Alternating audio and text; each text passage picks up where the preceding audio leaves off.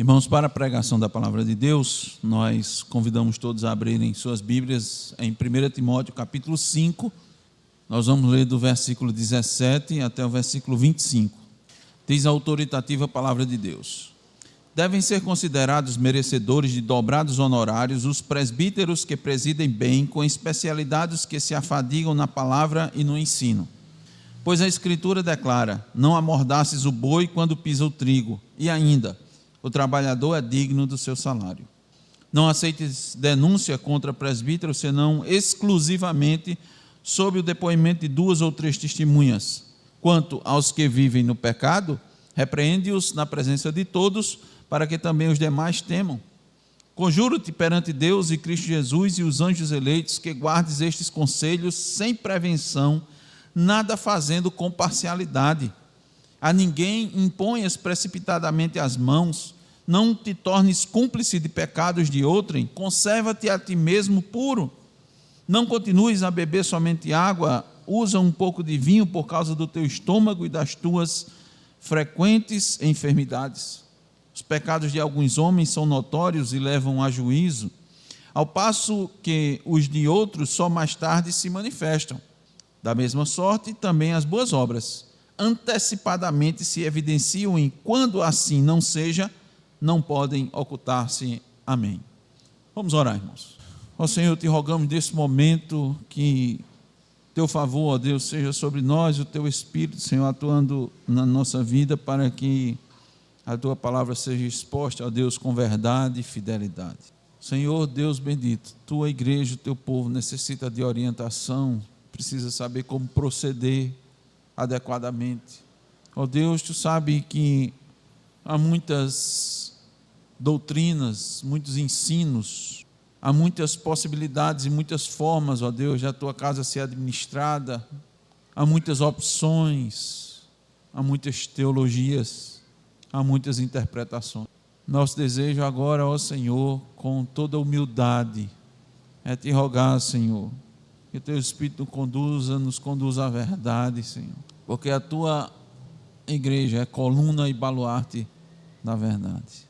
Ser gracioso, ó Deus, para conosco, para com esta igreja, para com este pequeno rebanho, nos fazendo compreender, Senhor, os teus ensinos, e uma vez entendidos, eles se façam, ó Deus, presentes no nosso dia a dia, na nossa prática, porque assim, ó Deus, glorificaremos o teu nome. É o que nós te pedimos, ó Senhor, no nome de Jesus. Amém. Irmãos, o título do sermão é Como proceder corretamente com os presbíteros ou com os pastores. Essa é a primeira parte, é a primeira exposição que nós vamos fazer nesse texto. Nós sabemos que a igreja de Cristo, pela própria designação de Deus, ela foi instituída por Cristo, pelo próprio Cristo. Ela foi comprada pelo sangue de Cristo e deve ser organizada segundo a sabedoria do próprio Deus. Isso é, irmãos, uma expressão da nossa confessionalidade. Isso está lá no capítulo 26, no parágrafo 4 da nossa confissão de fé. Por isso que a doutrina e a vida prática da igreja precisam ser reguladas pela Escritura, que é a palavra de Deus. É por isso que Paulo está orientando Timóteo a como proceder na igreja, como tratar, como cuidar de todas as pessoas que pertencem a este corpo. Veja que na última exposição, vimos como o apóstolo mostrou a Timóteo como tratar as viúvas, até classificando as viúvas em viúvas idosas sem amparo familiar, viúvas idosas com amparo familiar, as viúvas jovens, como tratar, como proceder, como lidar com essas pessoas. Para cada grupo houve um tratamento diferente, adequado à sua condição, à sua circunstância. Os irmãos devem lembrar que Paulo também ensinou a Timóteo como abordar os jovens da igreja, os idosos, e ainda separou por sexo, masculino e feminino, as irmãs idosas, os irmãos idosos, os jovens, as jovens, quando eles precisam de admoestação, porque todos precisam ser admoestados, orientados, instruídos, disciplinados. Como fazer isso? Paulo traz a Timóteo as instruções. Quanto com relação ao pastor, a mesma coisa. Com relação aos diáconos, também como escolhê-los, suas qualificações, seu perfil, como é o padrão do bom ministro. Nós vimos isso, Paulo trazendo para Timóteo. E agora, irmãos, Paulo está instruindo a igreja como proceder corretamente com o ministro. Atentem bem para isso, irmãos. O cuidado que Deus tem para com a sua igreja se revela não apenas naquilo que ele exige dos pastores, mas também nas orientações claras que ele dá à igreja de como lidar com aqueles que foram chamados para governar, para ensinar o rebanho.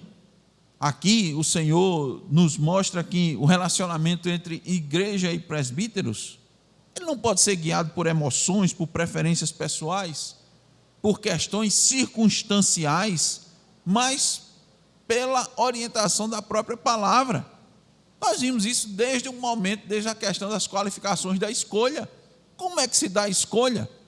Vimos até, entendemos que a igreja, de fato, ela vai escolher, mas no fundo ela está só confirmando a escolha que o próprio Deus fez, porque Ele vai capacitar aqueles que devem exercer os ofícios na igreja. A igreja deve enxergar isso por sua própria natureza. A tarefa dos pastores requer grande responsabilidade. Está escrito, irmãos, lá em Hebreus 13:17, que eles velam pelas almas do rebanho como quem deve prestar contas de cada uma das almas. Imagina os irmãos essa responsabilidade. E ele não vai prestar contas, irmãos, não é a um outro pastor, ou vai prestar contas à igreja, ou a um corpo de avaliação, uma banca avaliadora, não. Ele vai prestar contas a Deus, que tudo sabe, tudo conhece. Além dessa responsabilidade, é preciso ter em mente a grande exposição a que os pastores estão submetidos. Eles são chamados a conduzir o povo de Deus pela palavra, mas justamente por isso tornam-se alvos de suspeitas, ataques, acusações e até julgamentos precipitados. E aí, irmãos, quando a igreja não é instruída biblicamente sobre como proceder, o resultado é invariavelmente dano espiritual. Um dano espiritual para a igreja, enfraquecimento, irmãos, da igreja, da liderança, prejuízo para todo o corpo de Cristo. E a gente precisa entender que a igreja de Cristo, a igreja permanece ao longo das gerações, mas os pastores são temporários. Em cada tempo Deus vai levantando homens para servir. E o que ele espera da igreja? Que a igreja saiba tratá-los da forma adequada, como é requerido na sua palavra.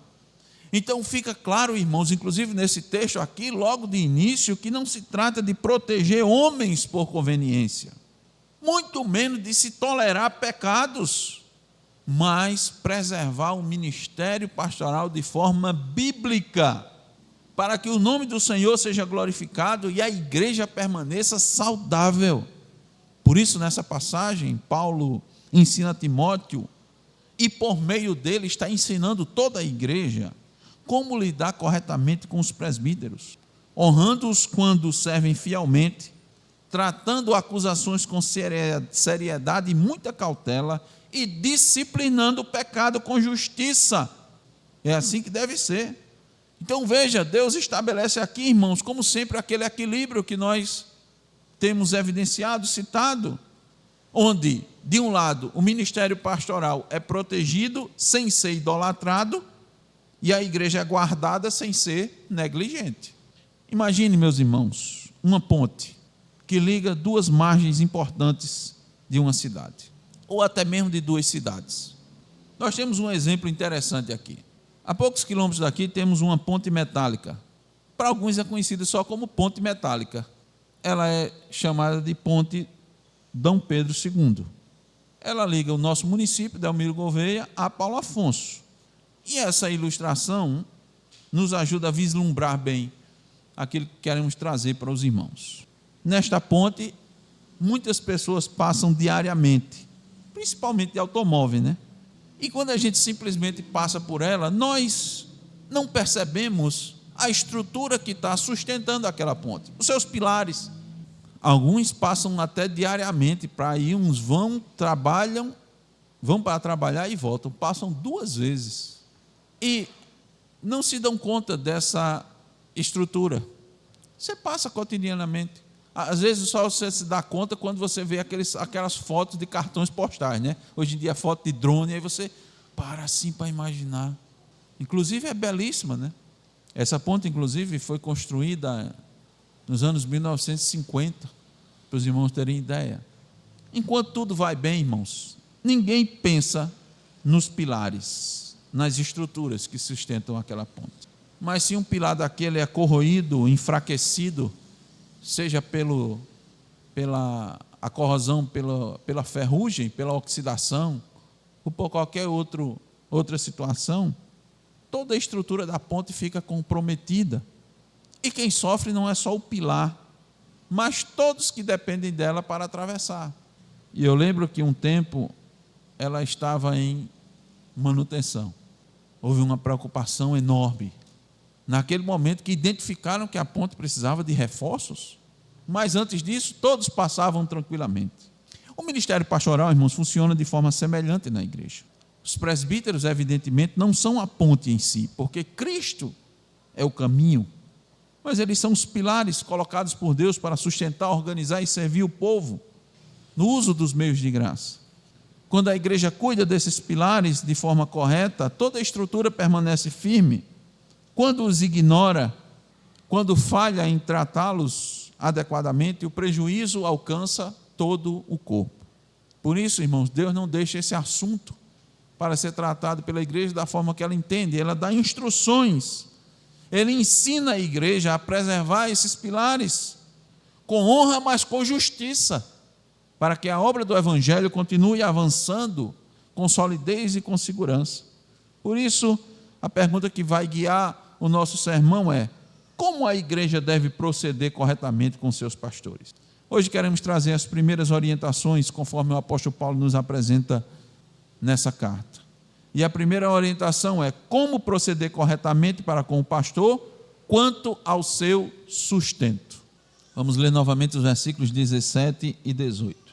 Na versão que nós utilizamos da Bíblia, diz assim: devem ser considerados merecedores de dobrados honorários os presbíteros que presidem bem, com especialidade os que se afadigam na palavra e no ensino.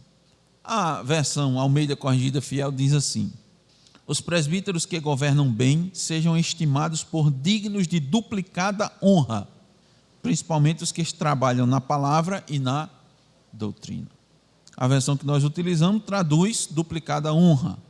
A Almeida Corrigida Fiel, dobrados honorários. Os irmãos podem identificar aqui e achar talvez uma dificuldade, ou porque um traduziu como duplicada honra e outro como duplicados honorários. Os irmãos devem lembrar da exposição que nós fizemos sobre as viúvas. Lembra a honra requerida das viúvas, verdadeiramente viúvas? Da mesma sorte deve ser para com os pastores, é a mesma linguagem. Então a palavra honra usada aqui não se refere somente ao respeito, mas deve incluir reconhecimento concreto, inclusive material, como nos casos das viúvas, o sustento das viúvas. Isso fica claro no versículo seguinte, quando Paulo cita duas passagens da Escritura. Vamos ver? Quando ele diz: pois a Escritura declara, não amordaces o boi quando pisa o trigo, e ainda o trabalhador é digno do seu salário. Então Paulo está se referindo, irmãos, aqui a honorários. E Paulo está fundamentando o sustento ministerial na própria palavra de Deus. Porque o ministério, irmão, não é um voluntariado ocasional, mas é um chamado que exige dedicação, especialmente daqueles que se empenham na pregação e no ensino. Então, a Escritura apresenta o presbítero como um trabalhador colocado por Deus a serviço da igreja. E ele não exerce uma função decorativa ou simplesmente simbólica, mas carrega sobre si encargos espirituais pesados, recebidos do próprio Cristo. Sua vida, em grande medida, é consumida no cuidado do rebanho, no ensino da palavra, na oração, no aconselhamento, na vigilância espiritual da igreja.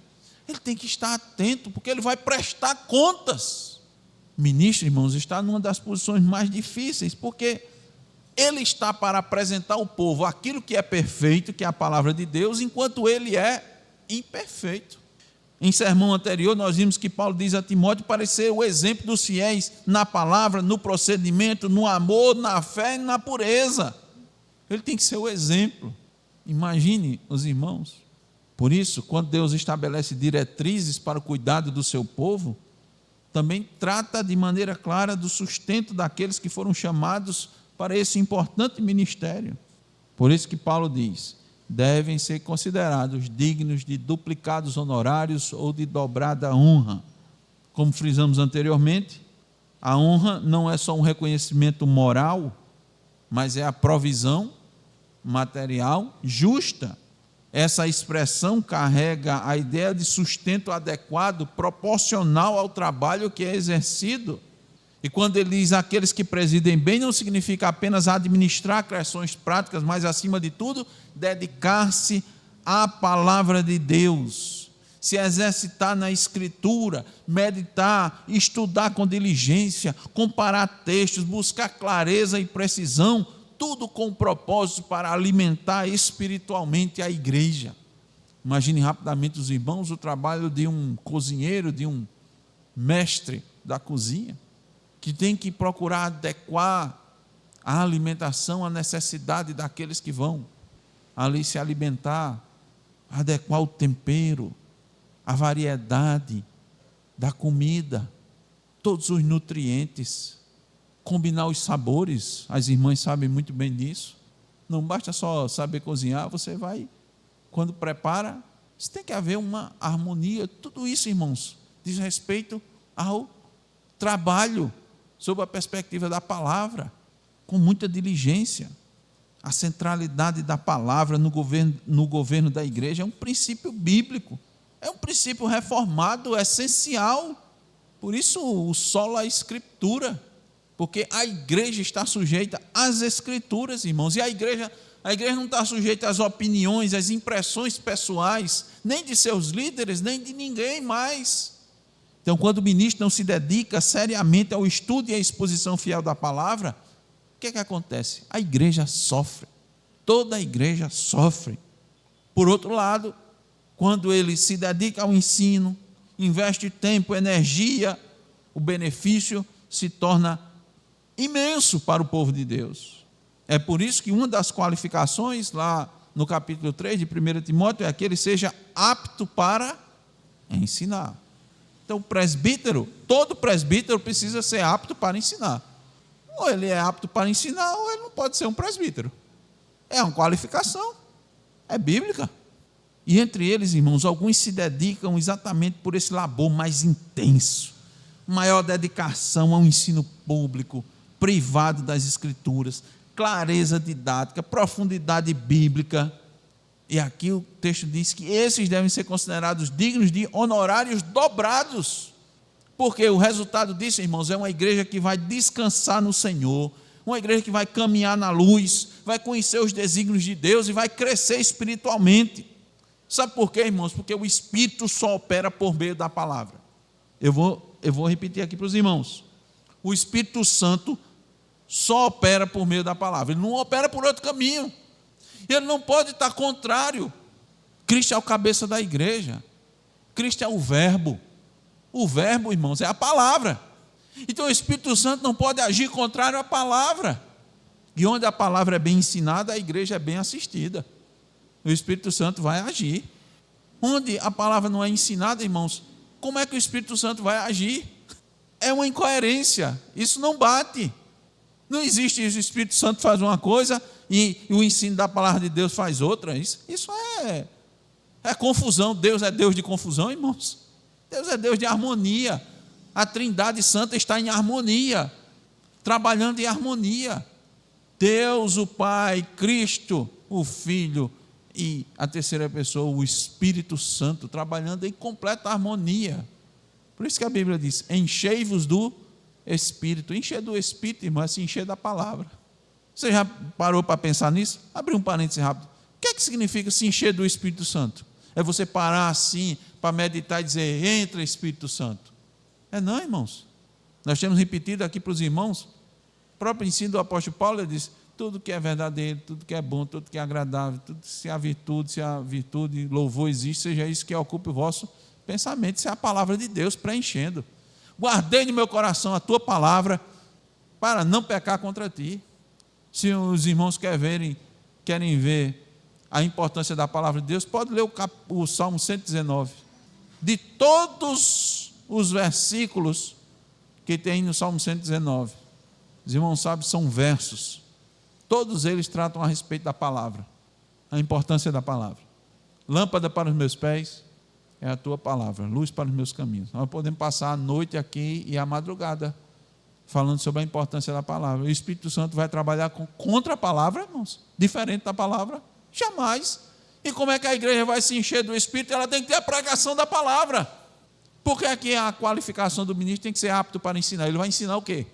A palavra. Sola Escritura.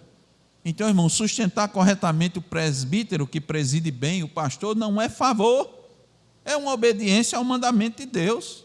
Está aqui na Escritura. E os irmãos sabem que esse mandamento não é novo, está enraizado, inclusive no Antigo Testamento. Porque no versículo 18 que nós lemos, Paulo recorre primeiro à lei de Moisés. Quando ele diz, não amordaces o boi quando pisa o grão. Ele tirou isso, irmãos, lá de Deuteronômio 25:4. O que é que Paulo quer dizer com isso? Eu vou trazer para os irmãos, inclusive a compreensão desse contexto. O boi de carga, irmãos, ele realizava um trabalho pesado e contínuo. E quando ele fazia esse trabalho, ele tinha o direito de se alimentar do próprio fruto do seu labor. Impedir isso era injustiça e crueldade. Como é que isso se dava? Eu vou explicar para os irmãos. Na sociedade agrícola do Antigo Oriente, os grãos eram separados. Você tinha o trigo e a cevada. Os irmãos, estamos lendo aqui em Ruth capítulo 2, né? Eles estão colhendo. Mas depois ele tem que separar o grão da palha, né? Como é que isso se dava? Como é que se dava esse processo mais rápido? Fazia assim, eles pegavam um trilho e nesse trilho botavam pedras afiadas. Esse trilho era puxado pelo boi. E esse trilho, o boi ia e vinha, cobrindo toda a área cultivada. O material era assim. Quando ele fazia isso, irmãos, aquelas pedras passavam assim, o boi levando, então ele ia separando a palha do grão. E depois eles pegavam esse grão com um garfo grande assim, jogavam para cima, e a palha era dispersa pelo vento e caía o grão. É assim que você separava. O que é que acontece? Enquanto esse boi estava ali, irmãos, trilhando os grãos, muitos agricultores, sovinas, o que é que ele fazia? Para o boi não comer, eu vou botar uma mordaça nele. Isso era injusto. A Bíblia traz um princípio dizendo, não faça isso não, ele tem que participar dessa obra aqui. Ele está trabalhando. Você não pode amordaçar o boi, de forma nenhuma. O boi não era permitido, Deus não queria, irmãos, que o boi fosse amordaçado. Se até um animal que trabalhava tem direito à provisão enquanto executa a sua tarefa, quanto mais o servo de Deus que se gasta no serviço espiritual da igreja. O presbítero, assim como o boi que pisa o trigo, realiza tarefas ordinárias e extraordinárias, muitas vezes extenuantes, e não pode ser privado do sustento enquanto ele trabalha. Além disso, irmãos, o Antigo Testamento estabelece de forma explícita o sustento dos ministros do culto. Em Números 18, o Senhor determina que os levitas responsáveis pelo serviço da tenda da congregação sejam sustentados pelos dízimos do povo. Então, o povo entregava os dízimos ao Senhor e o próprio Deus, por meio dessa provisão, sustentava aqueles que ministravam diante deles. Esse é um princípio teológico. Deus cuida dos seus ministros usando o povo como instrumento da sua provisão. É teológico. Este mesmo princípio, observe os irmãos, é reafirmado no Novo Testamento. Paulo citou Deuteronômio, mas citou também, irmãos, as palavras do próprio Senhor Jesus Cristo em Lucas 10:7, quando diz: o trabalhador é digno do seu salário. Veja, esse princípio está em toda a Escritura. Então, o sustento do ministro deve ser justo, proporcional ao trabalho realizado, e não inferior àquilo que é devido. Nós sabemos, irmãos, que o trabalho, o ministério pastoral não se encaixa nos moldes comuns de uma profissão. Ele não se encaixa, mas ele é um trabalhador, ele está a serviço da igreja. Inclusive, o pastor não tem jornada fixa, não é? Nem desligamento das suas responsabilidades. Ele é reconhecido por Deus como trabalhador legítimo, digno de remuneração. Tanto é que a nossa convicção diz o seguinte, que as igrejas têm o dever de demonstrar respeito aos seus ministros e torná-los participantes de todas as boas coisas materiais conforme as suas possibilidades. Então, no final das contas, irmãos, é o próprio Senhor quem paga o salário dos seus servos por meio da igreja. Por meio da igreja. Então, a igreja deve sustentar o presbítero de forma justa, especialmente aqueles que se afadigam, né? Aqueles que presidem bem, que se afadigam na palavra e presidem bem. Não por interesse humano, mas por obediência ao Senhor, para a glória de Deus, porque é assim que Deus deseja que a igreja proceda. É assim que Deus deseja que a igreja faça, segundo a sua vontade. Então, com as aplicações, umas perguntas, irmãos, de aplicação pessoal. Em função disso que aqui foi exposto, irmãos, qual a compreensão que você tem a respeito do sustento pastoral? A compreensão que você tem está de acordo com a perspectiva divina? Pense e responda para você mesmo. Se não está, você deve se adequar ao que Deus determinou. Não podemos nos deixar levar pelas nossas concepções, ou mesmo por qualquer outras que não estejam alinhadas à vontade divina. Eu sei, irmãos, que nos dias de hoje há muitos escândalos com relação a essa questão. Há igrejas, inclusive, que idolatram seus líderes, mas a igreja não pode nem idolatrar, nem negligenciar. Essa honra aos presbíteros é um dever bíblico, não é um favor que a igreja faz.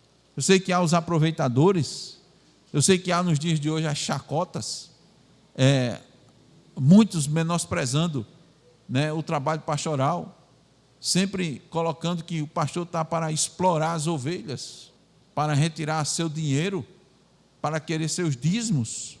Nós não devemos, irmãos, incorporar esses pensamentos, essas ideias. Inclusive, nós devemos reprovar todos os mercenários. Os mercenários.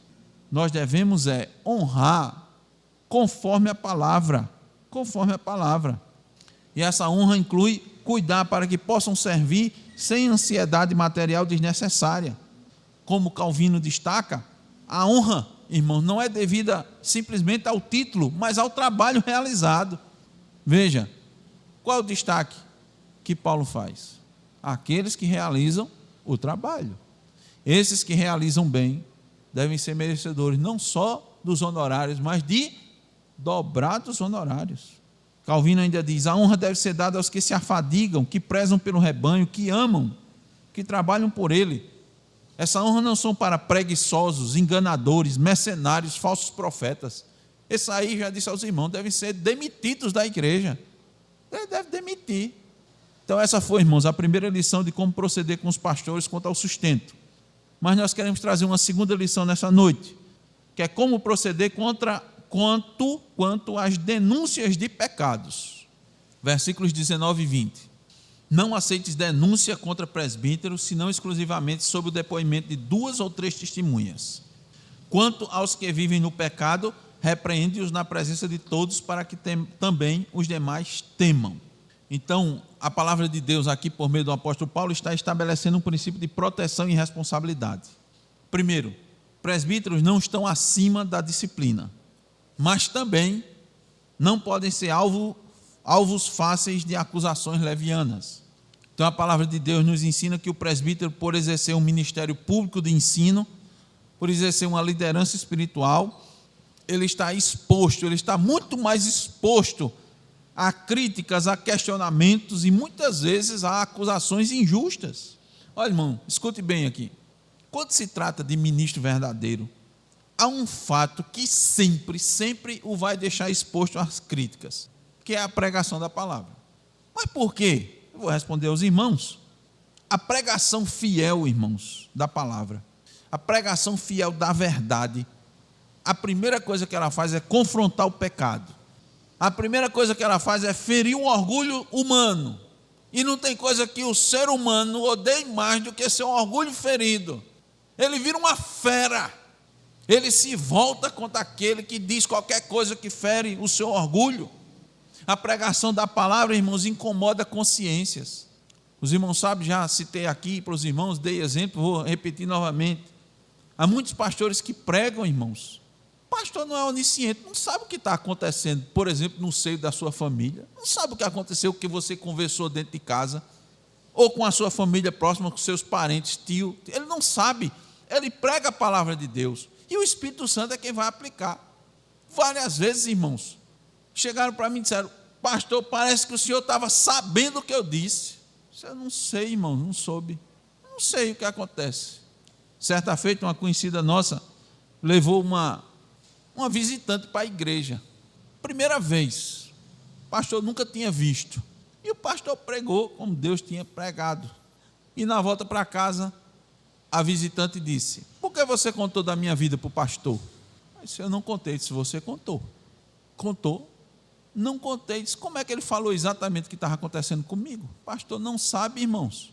A palavra é o Espírito Santo, então ele é um alvo muito fácil da raiva das pessoas que ouvem a Escritura, a palavra de Deus. Então a palavra, irmãos, estabelece princípios para a igreja, para que a igreja saiba lidar corretamente contra denúncia contra seus pastores, porque isso, irmão, gera oposição mesmo dentro da igreja. Não é só de ímpio, não. Os irmãos reagem ao pastor, porque ele está pregando isso. Evidentemente que o pastor conhece os irmãos, deve conhecer as suas ovelhas, mas há coisas, irmão, muito internas que o pastor não sabe. E o interesse dele, irmãos, na pregação é instruir, é exortar, evidentemente. Mas ele não prega com o interesse de magoar. Não é esse o interesse do pastor, jamais de magoar os irmãos, porque inclusive sabe os irmãos que o primeiro que é ferido com a palavra é ele mesmo. Por isso que é difícil. Então a palavra, irmão, estabelece esse princípio para a igreja saber lidar corretamente com isso. Então Deus está dando sabedoria à igreja para proteger o ministério, mas também um zelo pela santidade da igreja. Então o que é que a igreja deve fazer quando recebe uma denúncia? Primeiro, não acolha denúncia leviana. Por isso que diz: não aceite denúncia contra presbíteros, serão exclusivamente sob o depoimento de 2 ou 3 testemunhas. 2 ou 3. Esse ensino é novo? Não é novo, irmão. Está fundamentado na lei de Deus. Por isso a gente fala que é importante conhecer a lei de Deus. Está lá em Deuteronômio 19:15. Nenhuma acusação deve prosperar com base apenas na palavra de uma única pessoa. Isso é um princípio de justiça, não é privilégio. Você diz: não, eles estão protegendo o pastor. Não, isso é um princípio de justiça. E isso, irmão, se aplicava naquela época a qualquer pessoa. Não era só o pastor, não. Qualquer pessoa. É interessante, né, que Deus tenha preservado esse princípio também para a nova aliança e tenha feito destaque exatamente no tratamento com os ministros.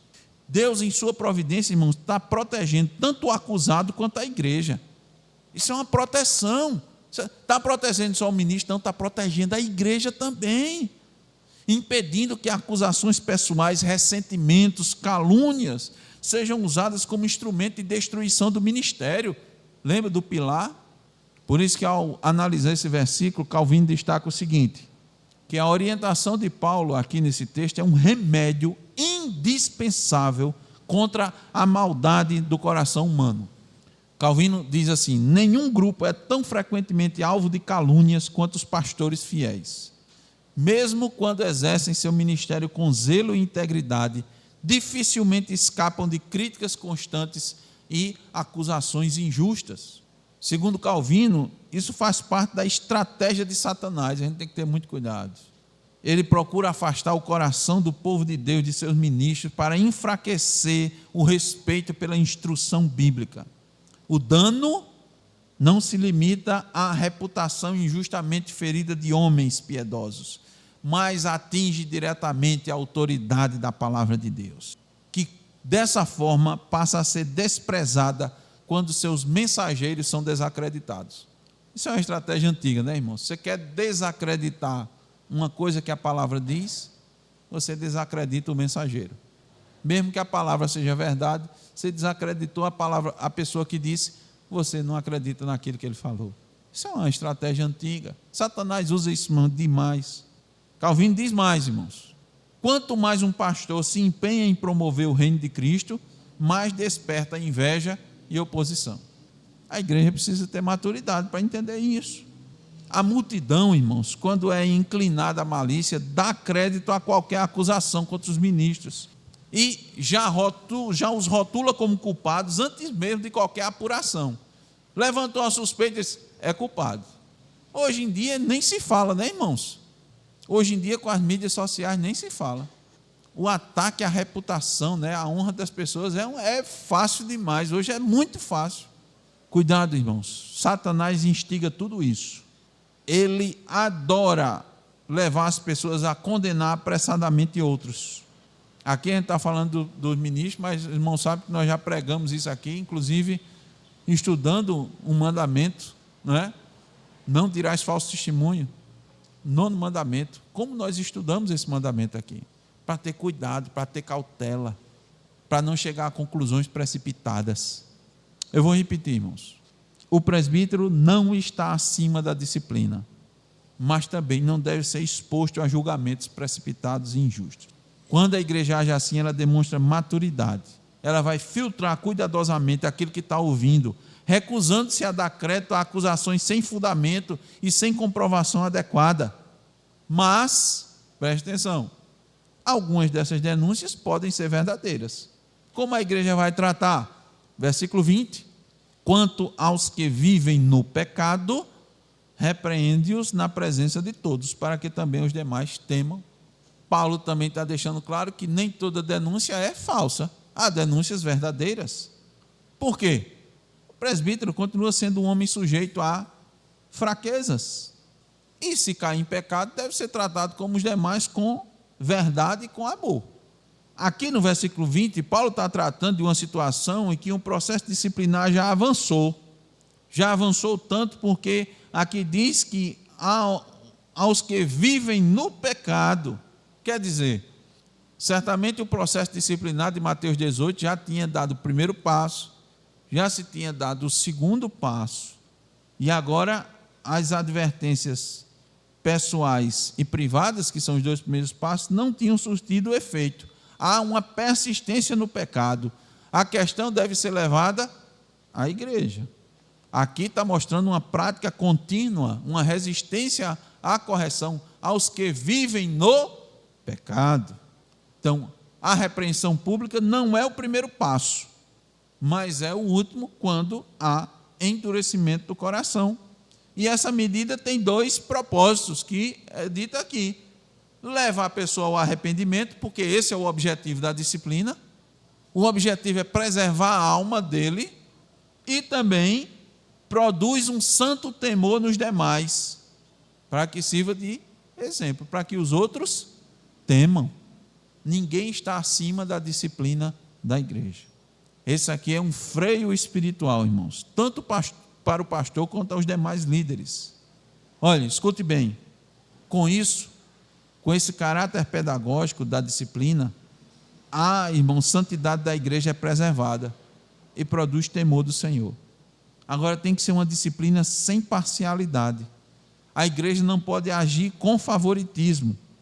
Julgar o presbítero com parcialidade, o que seria? Seria condená-lo injustamente ou encobrir o pecado. Ele não pode fazer nenhuma das duas coisas.